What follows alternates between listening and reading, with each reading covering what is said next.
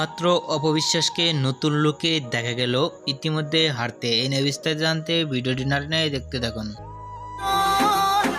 এরকম লুকে কখনো দেখা যায়নি অপবিশ্বাসকে হাঁটার স্টাইলে, ভিন্ন ভিন্ন স্টাইলে ধরা দিয়ে অপবিশ্বাস